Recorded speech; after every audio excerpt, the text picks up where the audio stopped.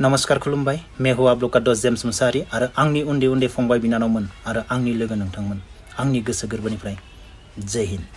आङो आंनि उन्दै उन्दै फंबाय बिनानावमोनखौ सानफ्रोमबो फंसे खोथाखौ बुंबाय थायो। जोङो लाइफआव साक्सेस जानोब्ला जोङो मेंनो रोङि जानांगोन। जोङो खामानि मावनो लाजिनाङा, जोङो मोजां खामानिखौ मावनांगोन, जों गाज्रि खामानिखौ गारनानै। आङो सानफ्रोमबो बुंखाबाय थायो, नंगौना नङा? अब्ला आसा खालामो आंनि उन्दै उन्दै फंबाय बिनानावमोना गावबा गावनि थांखिखौ होसोनानै खामानि मावगासिनो दङ। गावबा गावनि मोजांनि थाखाय आं बेखौनो मिजिंथियो।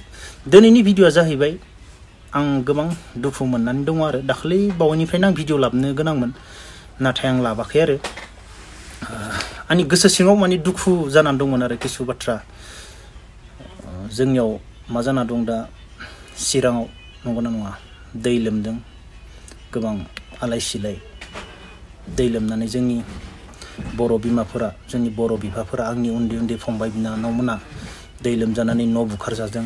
आं नुगासिनो दङ गोबां मानसियानो डनेसन हैदों आरो गिबियावनो आं बुंखायो, जायफोरा बिसोरनो डनेसन हैदों, जायफोरा बिसोरखौ अनसायहैदों, बिसोरनि थाखाय आंनि गोसो गोरबोनिफ्राय जय हिन्द।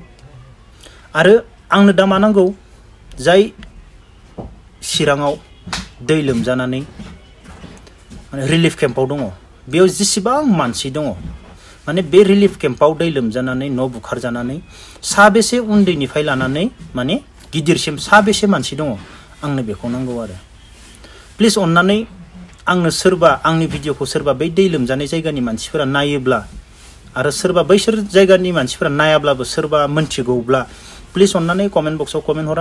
आंनो बेनिसो डिटेल्स नांगौ आरो ना, जाय जायगायाव रिलिफ केम्प जानानै दङ बै जायगायाव बेसेबां मानसि दङ उन्दैनिफ्राय लानानै गिदिरसिम, आंनो बेखौ नांगौ। मानो होनोब्ला आं दा गोजान जायगायाव दङ, आं थांनो हाथ'वाखै। आं जेब्ला थांगोन आं बै जायगायाव मोनहैगोन आरो बे रिलिफ केम्पआ माब्लासिम थाबाय थागोन,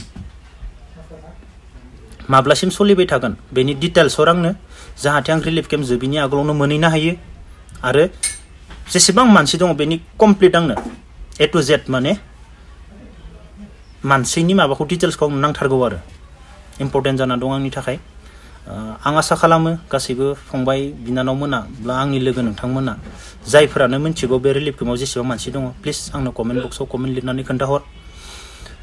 दुखुनांथाव बाथ्रा आरो बेनो ना, माबायदि नोंथांमोनाथ' निउस नायखाबाय थादों खोमा आफगानिस्तानाव मा जानानै दङ। जों दिनै जेसेबां सान्तियाव दङ, माने जोंबो सान्तियाव गैया, आंबो सान्तियाव गैया, जों सान्तियाव गैया, जों गोबां गोहोम गोलैदों जोंनियाव। बेखौ आं बेयाव बुंनो मोना आरो बुंनो हाया। बिसोरनि जाथायखौ नोंथांमोना निउसाव नुगासिनो दङ खोमा, पाब्लिकआ माबायदि हेरेसमेन्ट मोनदों, एसेबां दुखुनांथाव जाथाय। मानसिया सानसे मोनजायालासिनो बाहेरायाव थानो हाया। दिनैनि दिनाव बेसेबां दिन जालांखो बिसोरो, आं बेनि बागै डिटेल्स जेबो बुङानोसोनो, नाथाय दुखुनांथाव जाथायखौ आङो बे भिडिअखौ बारा गोलाव खालामा, मानो होनोब्ला जास्ट दुखुनि खोथाल' आं नोंसोरनो खोन्थाबाय। आफगानिस्तानाव मा जानानै दङ, जों जोबोद दुखुआव दङ, जोबोद गोहोम गोलैदों जोंनियाव, नोंथांमोना मिथिया। आरो फारसेथिं जोंनियाव रिलिफ केम्पआव माखासे बर' सुबुंफोर दङ, बे बर' सुबुंनि डिटेल्सखौ आंनो नांगौ, प्लिज अननानै आंनो हर, आंबो थांगोन बेवहाय। आरो मा जाना दं जोंनियाव, आंनाव मैया माखासे कल फैदों आरो जोंनि पार्कखिजुलियाव आरो पार्कखिजुलियाथ' गिदिर, बेनि जायगायाव आरो मोनसे गामि दङ, गामि डिटेल्स लाथ'ला। बेयाव माने दाथ' सोलिबाय थानाय मा बुंबावनो आङो, जोबोद दुखु फोरमायदों बिसोरो। 50ता न'खर दङमोननो, हराव सोरबाया खुन्दुं लाना फैनानै गामिनि सेंग्राफोरखौ बुंबायनो, गामिनि सासे मानसिया खुन्दुं लाना फैदो आरो सोरबा गिदिर मानसिया साख्रिबो मावोनो, ओमफ्राय मा खालामबाय, लाना फैनानै गामिनि सेंग्राफोरनो होनानै एसांजोंनो, ओमफ्राय सेंग्राफोरा रानबाय जाहैबाय 30-40 जनसो, ओमफ्राय 20तासो न'खरा मोनाखै। ओमफ्राय बिसोर दुखुबो मोनबावाखै एक्सुवेलि। बिसोर बुंदो आरो जोंनो बे खुन्दुंनि गोनांथि गैया, नाथाय बेफोरबायदि थगायनाङा, बेफोरबायदि खालामनाङा होनना बुंदों आरो बे खुन्दुंजोंथ' रावबो धोनि जायाना, नंगौना नङा?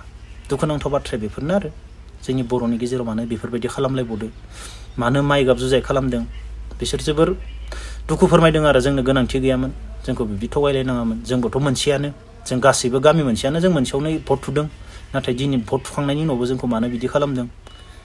नांगौ जायोब्ला बल फिल्डआव लानानै गासैबो दख्लासे रानना हर, गोसोआ खुसि मोनगौमोन। दिनैसिमबो नुदों दुखु होबावदों, माने साधारन खुन्दुंनि थाखाय बेफोरबायदि जानाङा आरो जेरावबो। आरो बेफोरबायदि खामानिया पाहार सेर जागोन, जोंनि जायगायाव जानो हानाय नङा। जोंनि मेथु जों गेजेराव दङना, बेफोर जायगायाव एसे टान जागोन जानो थाखाय, एसे पाहार सेराव जागोन आरो बेफोर खामानिया, आं सानो आरो बेनिखायनो मा बुंनो दुखुआनो दुखु माने जेरावबो नंगौना नङा दिनै आफगानिस्तानखौ नायनो थाङोब्लाथ' बुंना नाया माने जेसेबां जों बेसेबां सान्तियाव दङ नोंसोर बेसेबां सान्तियाव मोनजागासिनो दङ बिसोर बेसेबां दुखु आरो रिलिफ केम्पनिखौ नाय आरो बेनि गेजेरावबो मा जादों साधारन खुन्दुंखौनो गामियाव रानखोमानानै दुखु होबावदों बेफोरबायदि जानाङा आं सानो आरो बेफोरबायदि खालामनाङा जोंनि गिदिर गोलावफोरा एसे मानो बेफोरबायदि जादों बेसे नाय आरो ना खामानिखौ हरखांनायनि उनाव बेफोरखौ माने फिरबेगला आं बेखौनो सानो आरो ला मा बुंनो आं बेखौनो फोरमायनो सानदों फंबाय बिनानावमोन आरो आंनि लोगो नोंथांमोन आंनो रिलिफ केम्पनि प्लिज अननानै रिलिफ केम्पनि डिटेल्स हर साबेसे मानसि दङ रिलिफ केम्पआव प्लिज अननानै आंनो कमेन्ट बक्सआव 100% हरगोन होननानै आङो मिजिंथिबाय अब्ला आं दिनैनि भिडिअखौ बेखिनियावनो दोनथ'नोसै फैनो गोनां भिडिअखौ नोंथांमोना नेनानै थाबाय था आं लाबोगासिनो दङ भिडिअ अब्ला दिनैनि भिडिअखौ बेखिनियावनो फोजोबनोसै आंनि उन्दै फंबाय बिनानावमोन आरो आंनि लोगो नोंथांमोन जय हिन्द